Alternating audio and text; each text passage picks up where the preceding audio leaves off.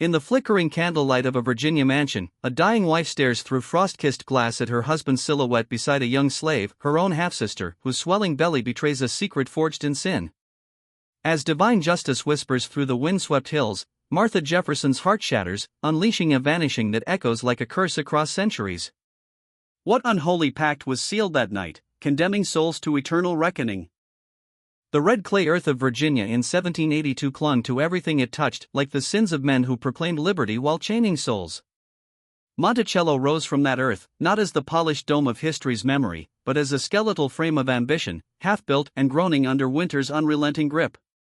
Exposed timbers creaked like weary bones, scaffolding rattled against unfinished walls, and the air hung heavy with the scent of sawdust, damp plaster, and the faint, acrid smoke from distant slave quarters' hearths. This was no sanctuary, it was a monument to contradiction, where Enlightenment ideals cast long shadows over fields worked by bound hands. Martha Jefferson, frail at 33, pressed her palm against the chill of the second-floor windowpane, her breath blooming fog that blurred the world beyond. Below, the garden path twisted like a serpent through manicured hedges toward the dependencies, those humble structures housing the enslaved, their thatched roofs sagging under fresh snow.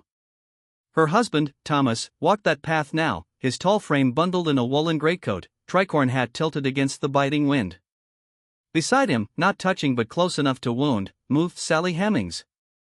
16 years old, her simple calico dress strained subtly at the midsection, a telltale curve that no amount of loose stitching could fully conceal. Thomas maintained a deliberate gap, precisely 3 feet, as Martha had pasted in her mind during sleepless nights of vigil. It was a distance meant to deceive, but to a wife's sharpened gaze, it screamed intimacy. The sun dipped low, painting the rolling hills in hues of bruised purple and fading gold, as if the heavens themselves mourned the scene. Martha's reflection stared back, gaunt cheeks hollowed by relentless illness, eyes shadowed with the weight of 6 births and a chest pain that clawed like thorns. She looked a decade older, her once vibrant auburn hair dulled to ashen strands, pinned loosely beneath a lace cap. Sally, by contrast, radiated an ethereal glow of youth, her light olive skin flushed from the cold, hazel eyes catching the dying light like forbidden jewels. It was a glow that spoke of life burgeoning within, a life that mocked Martha's fading vitality. Suspicion had festered in Martha's heart for months, a slow poison seeping through her veins. It began with fleeting glances, Thomas's eyes lingering on Sally as she glided through the parlor, carrying linens or a tray of tea. Conversations that hushed abruptly upon Martha's entrance, leaving echoes of unspoken words hanging in the air. Sally's newfound poise, a quiet assurance that replaced the timid deference of a girl raised in bondage. And the dresses, oh, those dresses. Let out once, then twice, seams expertly mended by calloused hands in the weaving house, but visible to Martha's discerning eye, trained from childhood in the arts of household scrutiny. But certainty? That was a sharper blade, one that pierced now as Martha watched them vanish around the corner, their shadows merging briefly in the twilight. The fog on the glass cleared, revealing an empty path, but the image burned in her soul. She remained there, statue still, as the sun surrendered to night, stars pricking the velvet sky like accusatory eyes. Divine retribution, she thought, in a moment of fevered clarity, had God himself ordained this torment as judgment for the hypocrisies woven into their lives? That evening, in the dim glow of a single tallow candle, Martha took quill to parchment. Her hand trembled, ink spotting the page like tears. These were letters not meant for posting, confessions poured out in elegant script, railing against betrayal, invoking biblical wrath. As Eve was tempted in the garden, she wrote, so has my Eden been poisoned by the serpent of lust and power. They were cries to a silent God, pleas for justice in a world where men like Thomas penned declarations of equality while owning kin. These missives would vanish with her, swallowed by time, leaving historians to puzzle over voids in the archives. What cataclysm befell Martha Jefferson in the spring of 1782? Why did a devoted wife, inseparable from her husband's side, evaporate from records for 3 agonizing months? And upon her return, why was she a hollow vessel, her spirit excised like a sinner's heart on Judgment Day? The truth lurks in the silences of history, buried beneath Monticello's foundations, where the red clay guards secrets like a vengeful spirit. This tale weaves through the lives of a wife bound by love and duty, a slave ensnared in blood and chains, and a founding father whose genius masked a fractured soul. It's a narrative of forbidden unions, divine echoes, and legacies that haunt like ghosts in the mist. Secrets, much like the undead, refuse eternal rest, they claw their way back, demanding reckoning. Monticello in those early months of 1782 pulsed with unfinished dreams. The main house, Jefferson's perpetual project, stood incomplete, brick facades half-raised, windows gaping like empty sockets, the dome that would crown it still a sketch in his notebooks. Workers, free craftsmen with hammers echoing like thunderclaps, and enslaved laborers bent under loads of lumber, moved in rhythmic toil. The air thrummed with the saw's whine, the chisel's bite, and the low murmurs of men building what would become both palace and prison. Scents mingled, fresh-hewn pine, the metallic tang of nails forged in the on-site factory, and the earthy musk of tobacco fields stretching to the horizon. Thomas Jefferson, at 38, had retreated here after his governorship's chaos. The Revolutionary War's flames licked southward, but Virginia bore scars from British raids. Cornwallis's forces had chased Jefferson from Richmond, branding him a coward in foes. Whispers. Shaken, he sought solace in intellect, revising laws, experimenting with crops, drafting visions of a republic untainted by tyranny. Yet, beneath this facade, turmoil brewed. His marriage to Martha Wales Skelton in 1772 had brought wealth, a dowry of land in 135 souls, including the Hemings clan. Elizabeth Hemings, matriarch, and her brood arrived as property, but blood ties whispered otherwise. The Hemings' origins were Virginia's open secret. John Wales, Martha's father, had sired them with Elizabeth, making Sally, born in 1773, Martha's half-sister. Society averted eyes, but Martha knew. She'd witnessed her father's nocturnal visits to the quarters, her mother's stoic pain, the half-siblings treated as chattel despite shared veins. When Wales died, Elizabeth became concubine outright, birthing more children in brazen defiance of propriety. Martha, adolescent then, vowed her union with Thomas, enlightened, eloquent, would transcend such shadows. Liberty's champion would honor fidelity, reject the moral rot of slavery's intimacies. How naive, how shattered that vow now seemed. The plantation's machinery ground on relentlessly. Nearly 200 enslaved souls tended tobacco rows under the overseer's lash, their backs scarred like furrowed earth. They harvested vegetables in dawn's chill, hammered nails in sweltering forges, wove cloth in dim sheds where looms clacked like accusing tongues. They erected walls that confined them, prepared feasts for tables denied them, nursed children destined for auction blocks. Wealth flowed upward, funding Jefferson's philosophies, treatises on rights penned while denying them to kin. Jefferson's ledgers chronicled all, rainfall measurements, crop rotations, architectural blueprints, even the vital statistics of his property, births noted with clinical detachment, deaths dismissed in margins. Yet, from March to May 1782, oblivion, blank folios in an otherwise exhaustive archive. 12 weeks scrubbed clean, as if time itself recoiled from the events. Martha's decline accelerated after birthing Lucy Elizabeth in May 1781. The labor was harrowing, forceps mangling tender flesh, hemorrhages draining her like a sacrificial lamb. Bedridden, she endured abdominal torments that twisted like demonic possession, breaths ragged, skin pallid as parchment. Physicians paraded through, one bled her veins until faintness claimed her, another dosed laudanum that veiled reality in opium dreams. Tonics of mercury and herbs burned her throat, offering no reprieve. Consumption, they murmured, but their eyes betrayed hopelessness, shifting to palliatives and prayers. In her haze, Martha clung to routines. Sally Hemings, freshly 15, was summoned from the weaving house. Her tasks: deliver broths steaming with herbs, fluff pillows scented with lavender, read aloud from leather-bound volumes. Sally's beauty disarmed, fair complexion from paternal lineage, hazel eyes mirroring Martha's own, waves of hair framing a face of quiet intelligence. Illicitly literate, she absorbed lessons swiftly, her harpsichord mimicry evoked ghosts of Martha's youth. Bonds formed in those bedside hours, Martha imparting French, quoting Voltaire on liberty's hypocrisy to a girl embodying its denial. Discussions deepened, philosophy clashing with bondage's reality, fostering empathy laced with irony. Sally became confidant, mirror to lost vitality. But Thomas beheld differently. February's brutal freeze gripped Virginia, frost etching floral patterns on panes, the James River a solid sheet traversed by daring feet.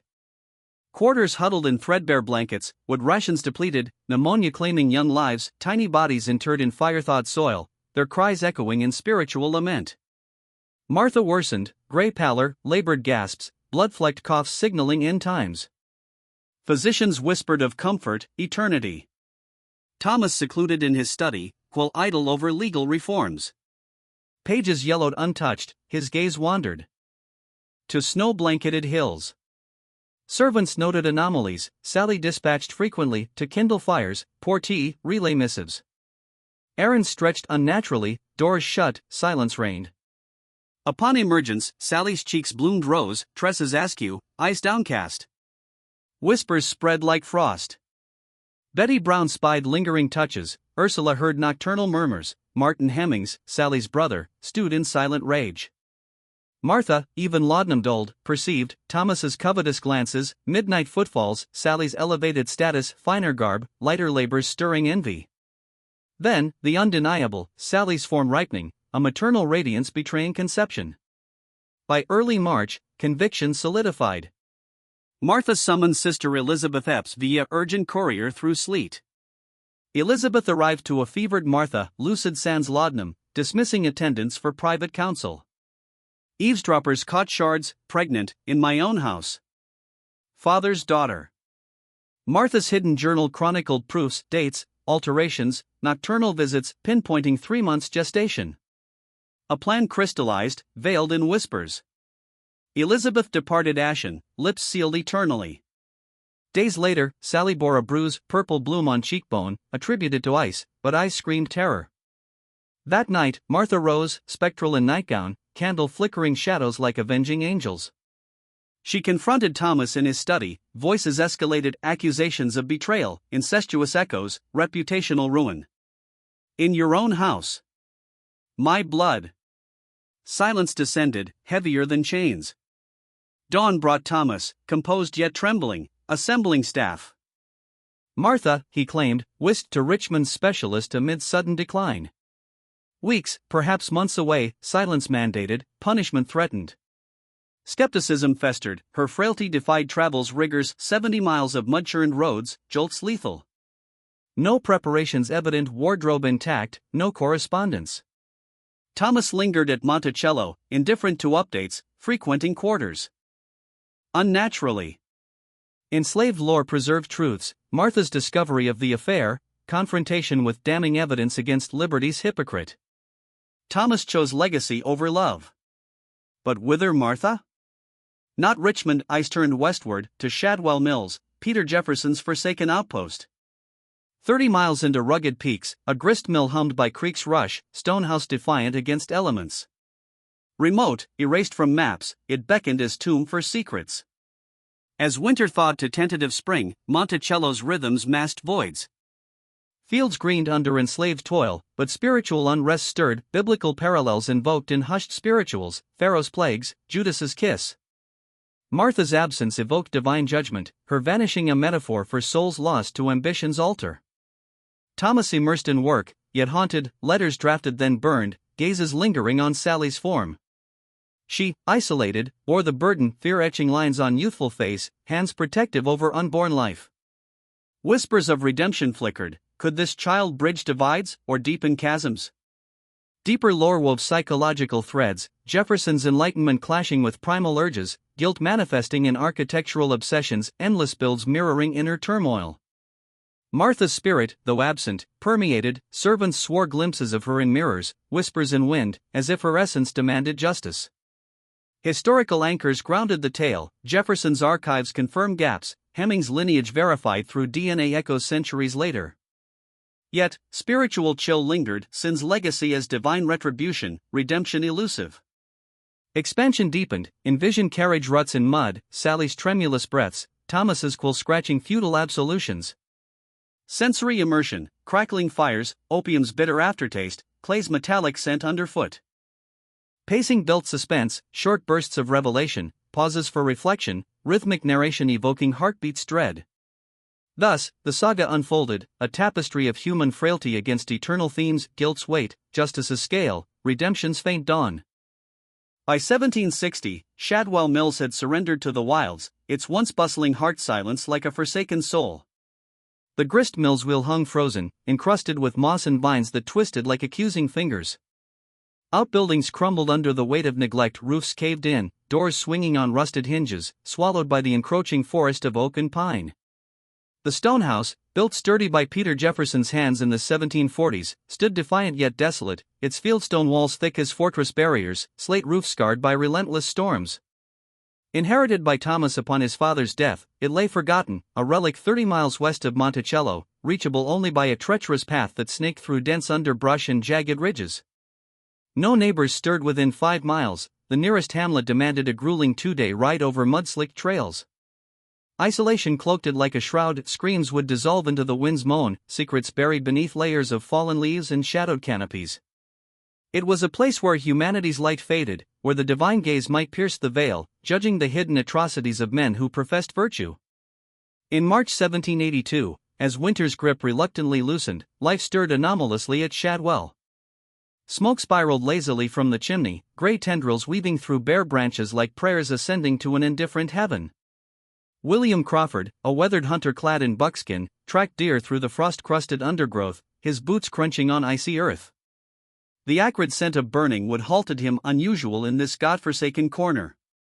Crouching behind a thicket of brambles, thorns pricking his skin like reminders of mortal frailty, he observed. The house showed signs of recent habitation, windows shuttered tight with fresh wooden slats, nailed from within, a stack of split logs by the door, axe marks gleaming raw, a carriage half concealed in overgrown weeds, its wheels caked in red mud from Monticello's paths. For over an hour, Crawford watched, breath fogging in the chill air. 2 enslaved men, Jupiter Evans and George Granger, recognizable from his trades at the plantation, emerged, their faces etched with reluctant duty. Broad-shouldered and calloused, they hauled supplies, burlap sacks of flour and salted meat, buckets sloshing creek water that sparkled like false promises, armloads of firewood crackling with resin. Their movements were mechanical, eyes averted, as if the task weighed heavier than the loads. Then, a sound shattered the stillness, a woman's scream, raw and primal, echoing from the stone depths. High-pitched, laced with despair, words garbled but the agony clear, pleas for release, accusations of betrayal, invocations of biblical fury. God sees your sins, it seemed to wail, rising to a crescendo before cutting off abruptly, muffled perhaps by a hand or cloth. The men froze, exchanging glances void of emotion, then resumed, unloading with haste before mounting the carriage and vanishing down the path, wheels groaning like condemned souls. Emboldened by curiosity, or perhaps a divine nudge toward justice, Crawford approached. The door, solid oak reinforced with iron, bore a heavy padlock, its keyhole glinting mockingly. Peering through shutter cracks yielded only darkness, thick as sin's veil. He called out, voice tentative against the wind, "Anyone in need? Help's here if you want it." Silence answered, broken only by distant bird calls, as if nature itself conspired in secrecy. Unsettled, he rode to the nearest tavern in Albemarle County, a smoky den of rough-hewn beams and flickering lantern light. Over ale foaming in pewter mugs, he confided in Robert Hughes, a merchant with ties to Jefferson. Hughes's face paled, but he dismissed, "Must be squatters, or your eyes deceiving in the mountain mist. Shadwell's been empty for years, no one's there, especially not from Monticello." Yet Crawford knew truth from illusion, a woman imprisoned, her cries a harbinger of retribution.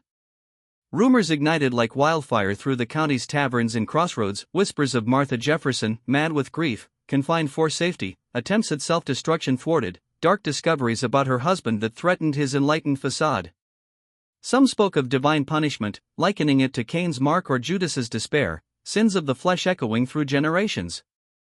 Thomas Jefferson, architect of liberty, acted with calculated precision to quench the flames. He visited Hughes at his modest home, where candlelight danced on polished silver inherited from better times.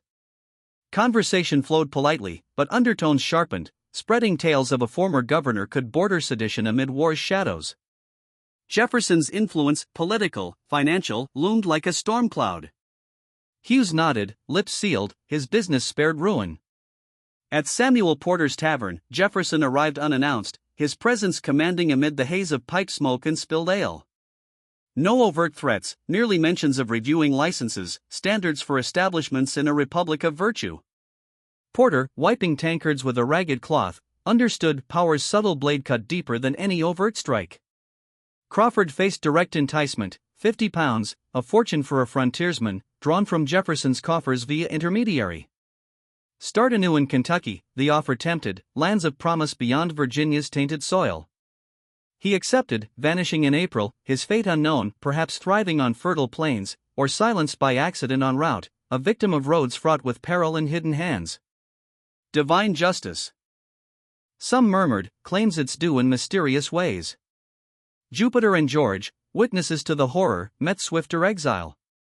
Skilled artisans, Jupiter a blacksmith forging tools with rhythmic hammer strikes, George a carpenter shaping Monticello's beams, they held families rooted deep in the plantation's earth. Jefferson publicly decried family separations, yet sold them to George's distant fields, 1,000 miles of hardship. Breaking bonds like brittle twigs, he ensured their silence, screams heard, pleas ignored, food delivered through barred doors while Martha's spirit fractured. In George's sweltering heat, amid cotton rows under merciless sun, their stories would dissolve, disbelieved, dangerous. Jupiter perished in 1790, crushed in a mill accident, his knowledge interred with bones.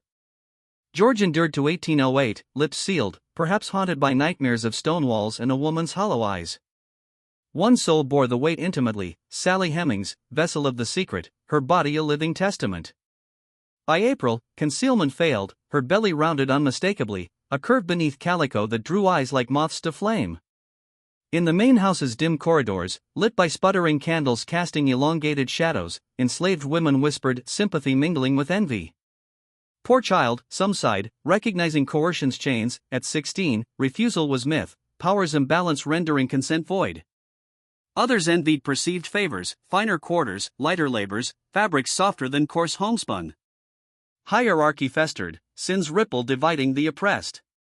Sally glided phantom-like, hazel eyes downcast, performing tasks with detached grace, polishing silver that gleamed like false idols, mending linens with needle pricks echoing her inner wounds. No complaints escaped her lips, endurance was her armor, forged in generations of subjugation. Thomas arranged discreetly, relocation to a cabin near stables, its wooden floor a luxury over dirt, fireplace roaring with warmth denied others, bed stuffed with feathers instead of straw. Midwife visits ensured health, tonics of herbs and honey soothing nausea, blankets thick against spring's chill. Such care, unprecedented for enslaved births, logged coldly in ledgers like livestock, sparked speculation. Why this girl? Paternity rumors swirled, Jefferson's seed, evidenced by nocturnal visits, tender touches glimpsed in moonlight, Sally's stifled sobs after departures. The enslaved knew eyes in shadows, ears attuned to creaking floors. They saw the master's silhouette slipping to the cabin, heard murmurs through thin walls, felt the spiritual discord, a man of all men created equal begetting chains upon his kin. Biblical echoes haunted their spirituals, sung low in quarters, Pharaoh's heart hardened, Babylon's fall foretold. Late April brought confrontation via ink, Elizabeth Epps's letter, crisp parchment sealed with wax, tone frigid as mountain streams. Demands for visitation, inquiries to Richmond yielding voids, no doctor, no patient. Threats loomed, personal search, family involvement, governmental probes. Thomas's reply, preserved in archives like a serpent's coil, wove deception with velvet threats. Assurances of care, pleas for patience, Martha mending in isolation, any intrusion fatal. Casually, he noted will revisions, generous bequests for Elizabeth's kin, fortunes secured. Implication, silence rewarded, disruption costly. Greed's temptation, sin's bargain Elizabeth relented, yet persisted subtly, letters to contacts creating trails like breadcrumbs for justice's pursuit. Martha's captivity deepened into abyss. Rotating caretakers, enslaved women ferried briefly, returned with horrors whispered in midnight huddles. Starvation gripped her, food pushed away, poisoned by betrayal, bones protruding like relics of famine. Hair fell in clumps, self-torn in frenzy, scalp raw as stigmata. Hours staring at walls, silent as the grave, then torrents of delirium, prayers fragmented, accusations of adultery. Invoking Leviticus's fire, pleas for mercy to a God of vengeance. Fingernails scraped stone, etching damnations, verses on whoredom's punishment, indictments of Thomas as hypocrite, vows of revenge, desperate repetitions, release me, I'll confess no more sins. Bloodied hands, bandages ripped, a Sisyphean claw toward freedom. Dr. William Carr, discreet healer from Staunton, arrived veiled in dusk. Examination shook him, severe melancholia, brain fever's grip, mind shattered by illness, trauma, solitude. Recommendations: isolation perpetual, laudanum's haze, prayers for soul salvage. Return to society? Calamity, wild rants exposing secrets, family shame. No queries on imprisonment's oddity, no advocacy for proper care. 100-pound sealed lips, his papers burned posthumously in 1795, widow guarding privacy like sacred vows. Pressure mounted, family inquiries, visitors' concerns, Richmond fiction fraying. Mid-May, decision crystallized, Martha's return, but muted, spirit quelled. Had isolation sufficed, or did darker measures ensure silence? Laudanum overdoses? Psychological torments evoking hell's previews? May 20th dawned gray, carriage arriving at Monticello's threshold. Servants confined, but Betsy, kitchen girl of 12, stirred early, fires crackling, dough kneaded in flour-dusted hands. From shadows, she witnessed Thomas alighting, rumpled and weary from Shadwell's vigil. He drew forth a wraith Martha, emaciated, dress draping like burial cloth, steps faltering as if relearning earth's pull. Face cavernous, eyes vacant pools reflecting no light, hair streaked white, thin to wisps, patches bare like penance marks. Supported, she ascended silently, a puppet in husband's grasp. Betsy, decades later, free and fearless, recounted, "'Twasn't Martha returned, her soul harvested, husk left wandering." Divine retribution, perhaps, for sins unchecked. Installed in her chamber, windows overlooking hills now prison vistas, Martha's presence haunted Monticello. Like a ghost seeking absolution. Spiritual undercurrents wove through, Jefferson's guilt manifesting in restless nights, architectural frenzy symbolizing rebuilt facades over cracked foundations. Sally's pregnancy, a living emblem of original sin, promised redemption or further damnation. Historical threads anchored, archive silences, DNA's modern revelations confirming blood ties, whispers preserved in oral lore. Expansion layered sensory immersion, stone's cold bite, scream's echo, laudanum's bitter swallow. Pacing built dread, short revelations, reflective pauses, rhythmic flow evoking heartbeat's terror. Thus, shadows lengthened, divine scales tipping toward reckoning in Virginia's red earth. Monticello's second-floor chamber, once a haven of marital warmth, now stood transformed into a gilded cage, its modifications whispering of control and despair.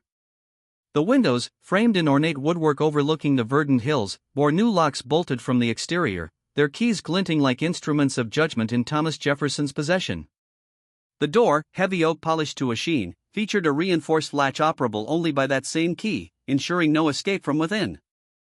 Furniture stripped to bare necessities, a simple bed with linens starched stiff, a solitary chair scarred from years of use, a modest table devoid of adornments, no vases, no quills, nothing that could shatter into lethal shards or serve as a weapon against self or captor.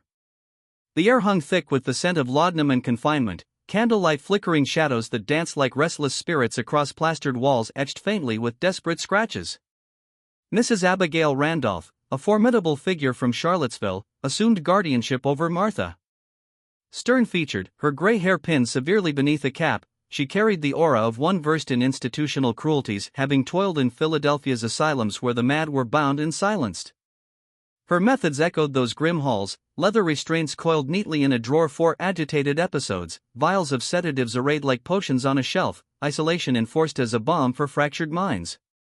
Adjacent to Martha's room, her own quarters connected via a door locked from her side, granting absolute dominion. She dictated rhythms, meals of bland broth served on tin trays, sleep induced by dose tonics, rare allowances to rise from bed under watchful eyes. Laudanum flowed liberally, several times daily, veiling Martha's world in a narcotic fog, dulling edges of reality while binding her spirit. Her records, preserved in the Randolph family archives like confessional scrolls, paint a harrowing portrait. Entries in precise script detail violent agitations, bouts of inconsolable weeping that echoed through corridors like lamentations of the damned, wild accusations hurled at her husband, betrayals invoking biblical adultery's curses. Refusals of sustenance, plates pushed away with claims of poison laced by vengeful hands. Restraints deployed thrice when Martha lunged for doors or clawed at her own flesh, seeking release in self-inflicted wounds. Yet, amid this chronicle of madness, glimmers of lucidity pierced the haze, moments when laudanum's grip loosened, and Martha's voice sharpened with truth's blade. In those intervals, she confided horrors to Randolph: the stone isolation of Shadwell Mills, days bleeding into nights of terror, the deliberate erosion of her will through deprivation, and whispers of gaslight doubt. She spoke of Sally Hemings, the half-sister enslaved, belly swelling with Thomas's seed, a sin compounding incestuous echoes from her father's legacy. Plans for exposure burned in her words, letters to allies, testimonies to shatter Jefferson's enlightened facade, invoking divine retribution as per Proverbs' warnings against the adulterer. Randolph noted these as delusions, framing them as fevered ravings rather than indictments. Was it genuine disbelief, or complicity in shielding her employer? The records veil motives, but spiritual undertones suggest a soul complicit in earthly injustices, perhaps awaiting heavenly accounting. The household, a microcosm of Monticello's hypocrisies, received edicts. Martha's worsened state from fictitious Richmond treatments demanded utter seclusion. Only Thomas and Randolph entered, servants averted eyes, ignored cries piercing the night like banshee wails. For 3 months, Martha haunted her home as a living ghost, sobs reverberating through halls, blankets pulled tight by frightened souls below. Calls rang out, children's names laced with maternal longing, sisters' pleas for rescue, and venomous invocations of Sally. Sally Hemings, I know your secrets, your betrayals. God witnesses, all shall know your shame. Thomas's evenings unfolded in that chamber, door sealed, voices filtering through like echoes from purgatory. He read aloud biblical passages on forgiveness, Locke's philosophies on liberty ironically juxtaposed against her chains, poetry evoking lost paradises. Whispers of love, reminiscences of courtship under Virginia's skies, promises of recovery.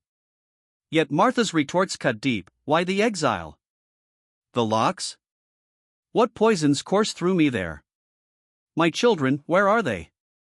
The child yours and hers, does it bear your mark? Exposure awaits, you cannot silence eternity. His replies, monotonous litanies, illnesses, confusion, necessary protections, undying affection. But doubt shadowed his eyes, guilt specter manifesting in trembling hands, as if divine scales weighed his soul. The children, innocents in this tragedy, remained barred. Patsy, 9 and inquisitive, and Polly, 3 with cherubic curls, heard tales of maternal frailty too dire for visits. Dispatched to kin, Patsy to Elizabeth Epps's embrace, Polly to another relative's hearth, they penned letters of crayon-scrawled love, hopes for reunion. Thomas vowed readings aloud. Archives hold these missives, poignant relics unanswered, silences screaming of suppressed truths. July brought Sally's travail, labor's agony stretching 2 days in her upgraded cabin, wooden floors creaking under pacing feet, fireplace embers glowing like hell's coals. Grace, the wizened midwife, enslaved sage who had ushered generations into bondage, attended. Her hands, gnarled from decades of deliveries, including Martha's own, moved with ritual precision. Yet, the birth stunned even her, a robust boy, fair-skinned, features delicate. The nose's bridge, eyes almond slant, hairline's distinctive whirl all mirrored Thomas Jefferson uncannily, a living indictment no denial could erase. Grace swallowed words, swaddled the infant in coarse cloth, placed him in Sally's arms. Sally's gaze upon her son, named Thomas, dubbed Tom, mingled adoration with dread, resignation etching lines on her youthful face.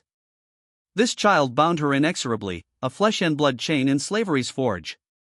Thomas's visit, fleeting as a shadow, yielded no embrace, mere observation before departure. Yet, provisions followed, relocation to a dual-roomed abode with glazed windows admitting light's mercy, monthly coins clinking like Judas's silver, superior garb and victuals. Unspoken pacts, her offspring unsellable, inseparable, elevated in bondage's hierarchy. Not benevolence, but hush money, transactions veiling rape's reality, power's imbalance. Sally's silence stemmed from deeper terrors. Compelled to Shadwell during Martha's early captivity, she served, traced through bars, cleaning squalor, enduring rants. Lucid whispers revealed Martha's vengeances, exposures of the affair, reputational ruin invoking God's wrath on the hypocrite. You'll pay, both of you, Martha vowed, eyes blazing with prophetic fire. Sally, powerless, clung to favors, burying rage like seeds in fertile soil, awaiting harvest. Forgiveness? A distant myth, memory her eternal sentinel. September 6, 1782, marked Martha's end, official verdict, lingering childbirth complications from Lucy's birth 15 months prior.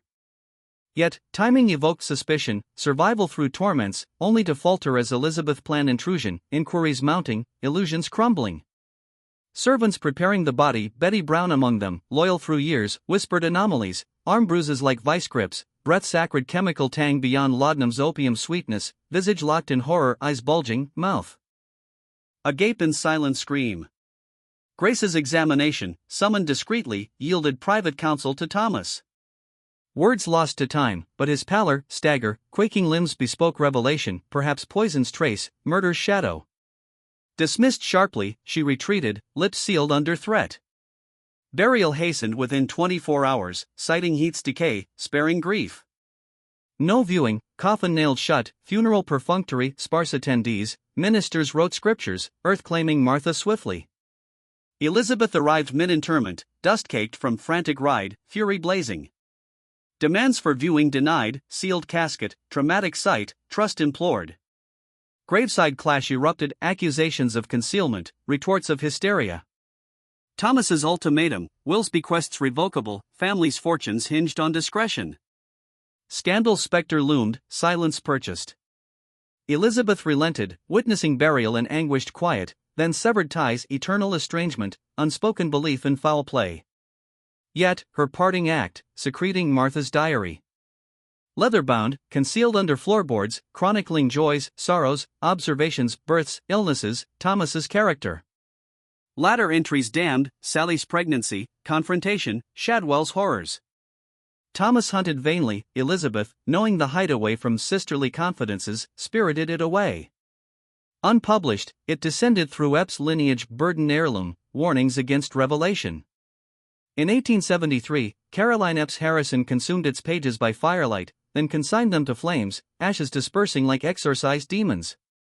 Preceding letter to her sibling, archived privately, alleges unspeakable, Shadwell's tortures, will-breaking cruelties, Martha's deathbed words to Thomas, perhaps curses invoking eternal judgment, exposures promised beyond the grave. Spiritual resonance is amplified, Jefferson's legacy, built on liberty's pillars, cracked by personal tyrannies, guilt manifesting in later melancholies, architectural obsessions symbolizing rebuilt lives over buried sins. Sally's endurance, a testament to resilience amid divine trials, Martha's ghost, a cautionary specter of unchecked power. Historical grounding, archives voids, DNA affirming Hemings ties, oral traditions preserving enslaved truths. Cinematic vistas, flickering candles illuminating bruised flesh, sobs echoing in night-silenced halls, diary pages curling in flames. Emotional depths, empathy for Martha's shattered spirit, dread of revelations, curiosity over hidden words, reflection on sin's legacies. Pacing rhythmic, terse revelations, contemplative pauses, narrative flow mirroring heartbeat's final throbs. The veil of night descended upon Monticello like a shroud woven from the threads of unspoken sins, the air thick with the metallic tang of impending storm and the faint, acrid whisper of secrets long suppressed. September 1782 clung to the Virginia hills, leaves turning crimson as if stained by the blood of betrayed trusts. In the locked chamber atop the main house, Martha Jefferson lay upon her bed, a spectral figure diminished by months of torment, her once graceful form now a fragile husk, skin translucent as parchment stretched over bones, hair threaded with premature white like frost on a forsaken grave.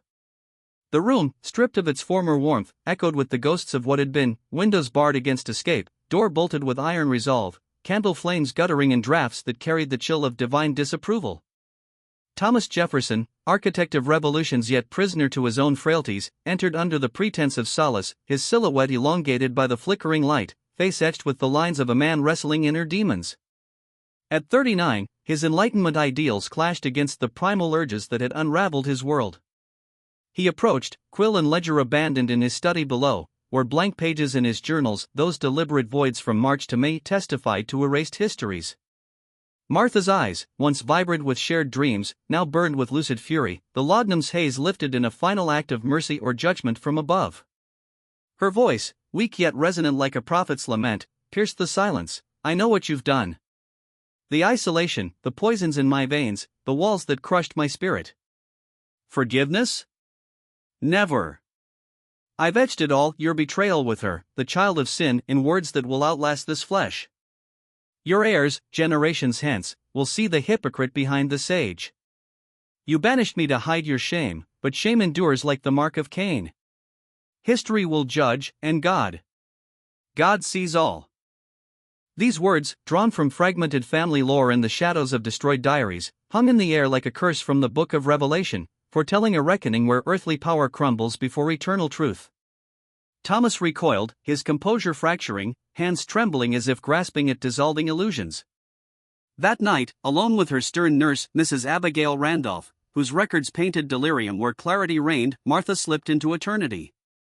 The official ledger noted a peaceful passage, complications from Lucy's birth and May lingering like a convenient veil. Yet whispers among the enslaved, past encoded spirituals invoking Pharaoh's downfall, suggested otherwise, a bitter draft administered in shadows, timing too precise amid Elizabeth Epps's mounting inquiries. No proof surfaced, only suspicions blooming like thorns in the red clay soil, bruises on frail arms, a chemical scent on final breaths, her face frozen in silent accusation. Dawn broke with a pall over Monticello, the sun's rays filtering through barred windows like reluctant witnesses. Thomas, hollow-eyed and disheveled, orchestrated erasure with methodical precision, as if scripting a republic's laws could expunge personal transgressions. He gathered Martha's letters, hundreds spanning courtship to crisis, inked confessions of love and doubt, and consigned them to flames in the hearth, pages curling like souls ascending in judgment. Her sketches, delicate renderings of Virginia landscapes symbolizing lost Eden, her music sheets, melodies once shared in harmonious evenings, all fed the fire, smoke rising as incense to an indifferent deity. Portraits, capturing her auburn grace, were banished to attics where dust veiled their gaze. Clothing, scented with lavender she favored, burned in pyres that scorched the earth, as if fabric could embody the intimacy he now fled. A decree rippled through the household, her name unspoken, lest grief or guilt resurface. Servants, bound by chains yet unbound in whispered lore, noted his anguish, pacing halls like a haunted patriarch, eyes averted from children's queries. Patsy and Polly, dispatched to kin during the ordeal, returned to a home echoing absence, their mother's spirit lingering in empty rooms like a biblical lamentation. Thomas reshaped narrative, Martha as tragic muse, felled by mortal frailty, her story a footnote to his ascent. Yet divine irony mocked his efforts, gaps in archives screamed louder than words, blank journal pages a testament to scrubbed sins. Sally Hemings, vessel of the affair's living proof, navigated this shadowed aftermath with the quiet resilience of one versed in survival's scriptures. 16 in 1782?